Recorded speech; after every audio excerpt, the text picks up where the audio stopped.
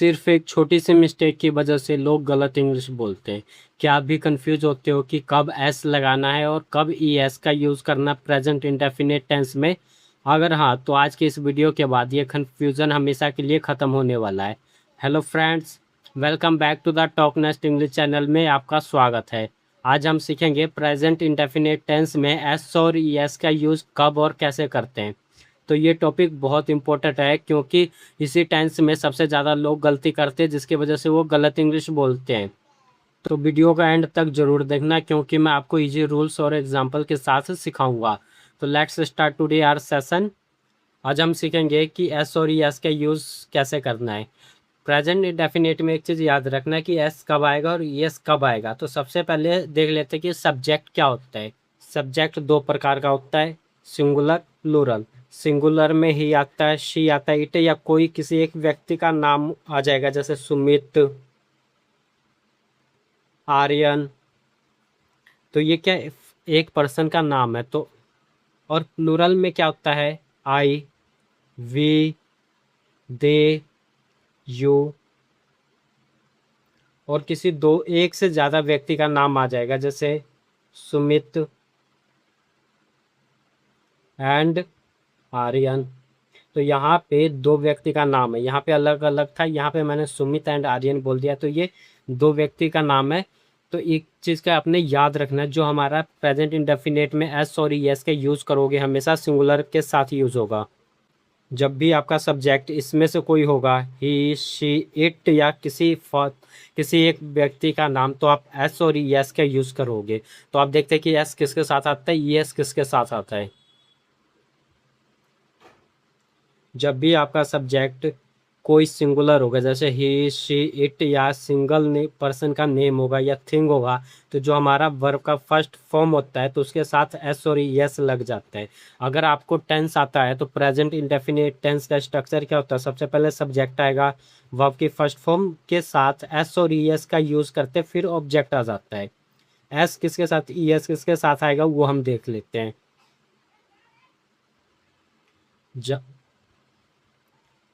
एक चीज़ आपने याद रखना है कि ज़्यादातर वर्ब जो होता है ना उसके साथ हम एस का यूज़ करते हैं। कुछ वर्ब है जिसके साथ हम ई एस का यूज़ करते हैं। तो मैंने यहाँ पे वही लिखा है कि अधिकतर वर्ब के साथ हम एस का यूज़ करते हैं, जैसे he plays cricket, she reads books, Aryan eats food. तो यहाँ पे आप एक चीज़ नोटिस करोगे, यहाँ पे ही, शी, आर्यन, मैंने बोला ना कोई फर्स्ट पर्सन नहीं, थर्ड पर्सन का नाम होगा, जैसे सिंगल नेम होना चाहिए। तो यहाँ पे आर्यन एक व्यक्ति का नाम है, ही, शी, इट, इनके साथ एस का यूज़ करोगे। याद रखना, अगर आपका प्लूरल सब्जेक्ट है आई, वी, दे, यू, तो उसके साथ एस और एस कुछ नहीं लगेगा। मैंने लिखा है ही प्लेज क्रिकेट, वो क्रिकेट खेलता है। तो ही हमारा क्या सिंगुलर सब्जेक्ट है। अगर इसके जगह प्लूरल सब्जेक्ट होता, मान लो जैसे आई होता है, वी होता है, तो फिर क्या करते, तो इसकी इंग्लिश आप डायरेक्ट बनाओगे, I play cricket, we play cricket. तो यहाँ पे आई, वी ये हमारा प्लूरल सब्जेक्ट है, इसके साथ एस और ई एस मैंने कुछ नहीं लगाया। ई एस किसके साथ लगता है, एस का तो आपको पता चल गया, अधिकतर वर्ब के साथ एस लगेगा। और ई एस किसके साथ लगता है, जिस भी वर्ब के अंत में या वर्ब जो होता है हमारे लास्ट में, ओ आएगा, double S, S H C H या एक्स आ जाएगा, जेड या डबल जेड। तो उस वर्ब के लास्ट में अगर ये आपको मिलता है तो वहाँ पे ई एस का यूज़ करोगे, नहीं तो आप सिंपली एस का यूज़ करोगे। जैसे यहाँ पे क्या है, गो, तो ये देखो लास्ट में ओ है ना, तो इसके बाद ई एस का यूज़ करोगे। डी ओ डू, यहाँ पे ओ है तो यहाँ पे ई एस लगेगा। यहाँ पे डबल एस है तो यहाँ पे भी ई एस का लगेगा। यहाँ पे क्या है, एस एच, तो इसके साथ भी आप ई एस का यूज़ करोगे, एस मत लगाना गलती से भी। यहाँ पे क्या है, सी एच, यहाँ पे मैंने लिख रखा है ना, जो जिस भी वर्ब के लास्ट में ये आएगा तो ई एस का यूज़ करोगे। तो यहाँ पे सी एच है तो ई एस का यूज़ करोगे, एक्स है तो ई एस आएगा, डबल जेड है तो ई एस लगाओगे। मैं एक एक एग्जांपल ले लेता हूँ सो दैट आपको अच्छे से समझ में आएगा। जैसे यहाँ पे क्या है, गो, वह स्कूल जाती है। अब ये देखो, वह स्कूल जाती है ना, वह की इंग्लिश क्या होती है, शी। शी, जाने को क्या बोलते हैं? गो। गो आ गया, गो टू स्कूल।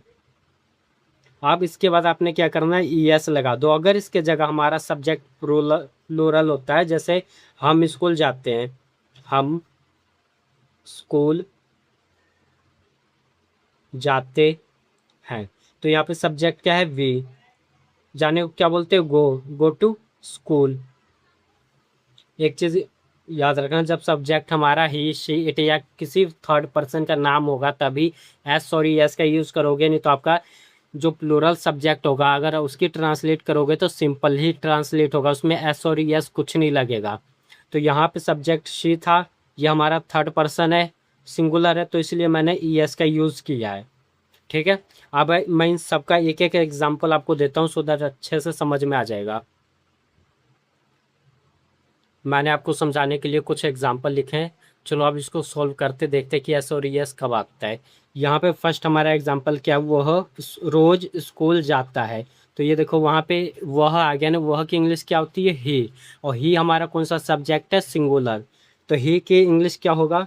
सॉरी, ही, वह रोज स्कूल जाता है, वह रोज, तो ही गो।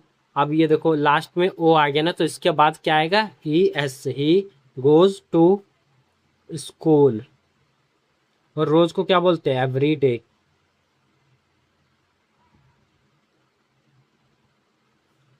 ही goes to school every day.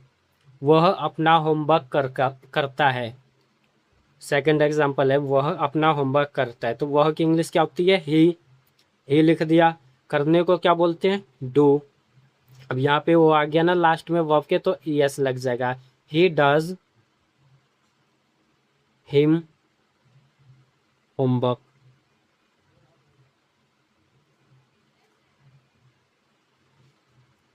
Third example क्या है? वो हर सुबह अपना चेहरा धोती है।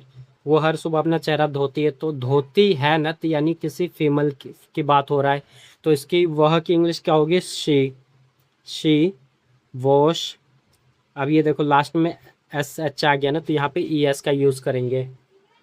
She wash her face, her face every morning, every morning. तो यहाँ पे क्या आ गया? E S.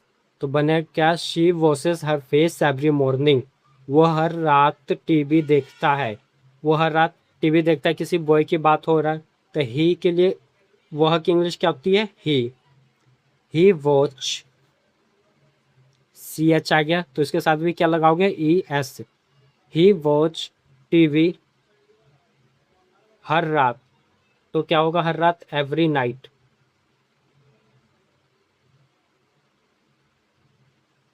वह मेरा कंप्यूटर ठीक करता है, तो वह की इंग्लिश, ही ठीक करने को क्या बोलते हैं? फिक्स, या रिपेयर भी आप लिख सकते हो। तो ये एक्स आ गया ना, तो इसके लिए हम ई एस लगाएंगे। ही फिक्स माई कंप्यूटर।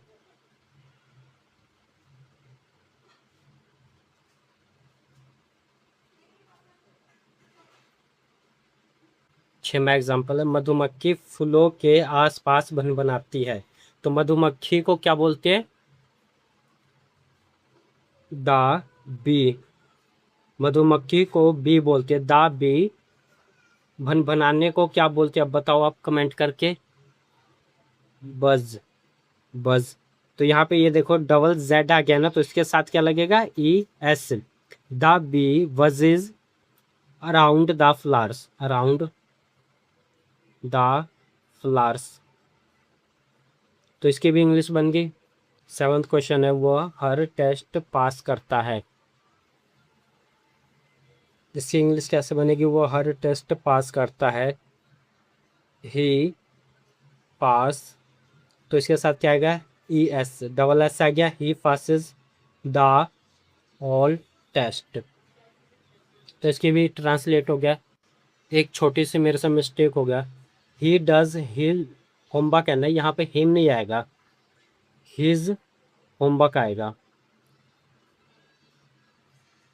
चलो अब नेक्स्ट रूल देखते हैं। अगर किसी भी वर्ब के अंत में वाई होगा और उससे पहले कॉन्सोनेंट होगा, तो वाई को हटाकर आई ई एस का यूज़ करेंगे। जैसे स्टडी है तो स्टडी में ये देखो वाई है, वाई के बाद हमारा डी कॉन्सोनेंट है, तो यहाँ पे वाई को हटा के अब आई ई एस का यूज़ करोगे। कैरी है तो कैरी के लास्ट में क्या है, वाई, और इससे पहले ये हमारा आर है, आर हमारा एक कॉन्सोनेंट है, तो आप वाई को हटा के आई ई एस का यूज़ करोगे। ट्राई है तो ट्राई के बाद ये देखो ट्राई है, उसके बाद वाई है, लास्ट फिर हमारा आई है, आर है, आर एक हमारा कॉन्सोनेंट है, तो इसको वाई को हटा के आई एस का यूज़ करोगे। फ्लाई है तो लास्ट में वाई है और एल हमारा कॉन्सोनेंट है, तो इसके बाद भी हमारा आई ई एस आ जाएगा। तो मैं एक एक एग्जांपल आपको इसको दिखाता हूँ। स्टडी से एग्जांपल ले लेते हैं। जैसे वह रोज पढ़ता है, वह रोज पढ़ता है, तो इसकी क्या बनेगी, ही स्टडी एवरी डे, ही स्टडी एवरी डे। अभी मैंने आपको क्या बोला था, किसी भी वर्ब के एंड में अगर वाई होगा, उससे पहले कॉन्सोनेंट होगा, तो वाई को हटा करके हम आई और ई एस का यूज़ करेंगे। तो इसकी सही इंग्लिश बनेगी S T U D I E S, studies, he studies every day. वह कैरी का मतलब होता है कुछ ले जाना या कैरी करना, सामान लगेज वगैरह ले जाना, ठीक है। ट्राई का मतलब कोशिश करना होता है, फ्लाई उड़ाना होता है। अब इन तीनों के एग्जांपल आप मेरे को कमेंट बॉक्स में बताना। अगर वाई से पहले वोवल्स होगा जैसे ए ई आई ओ यू, तो सिर्फ एस का यूज करोगे। एक चीज़ याद रखना, ऊपर में क्या था, वाई से पहले कॉन्सोनेंट था, तो वाई को हटा के आई ई एस का यूज़ करते थे। अगर वाई से पहले हमारा वोवल होगा तो सिर्फ एस का यूज़ करोगे। जैसे प्ले है, अब ये देखो लास्ट में वाई है, ये हमारा एक कॉन्सोनेंट सॉरी वोवल्स है, तो यहाँ पे आप आई ई एस नहीं लगाओगे, सिर्फ एस का यूज़ करोगे। ये क्या है, इंजॉय, तो वाई है वो हमारा एक वोवल है, तो उसके बाद सीधा एस आ जाएगा। बी बाय है, तो बाय के लास्ट में हमारा वाई है, यू एक हमारा वोवल्स है, तो यहाँ पे आई ई एस का यूज़ नहीं करेंगे, सिर्फ एस का यूज़ करेंगे। जैसे वह खेलता है, मैं ये लिख लेता हूँ, वह फुटबॉल खेलता है, वह फुटबॉल खेलता है। वह की इंग्लिश क्या होती है, ही प्ले फुटबॉल। अब ये देखो हमारा ये वाई है, उसके बाद ए है, ए हमारा क्या, वोवल, तो यहाँ पे सीधा एस का यूज़ करोगे। अगर यहाँ पे कॉन्सोनेंट होता तो आई ई एस का यूज़ करोगे। अगर वाई से पहले वोवल होगा तो सिर्फ एस का यूज़ हो जाएगा।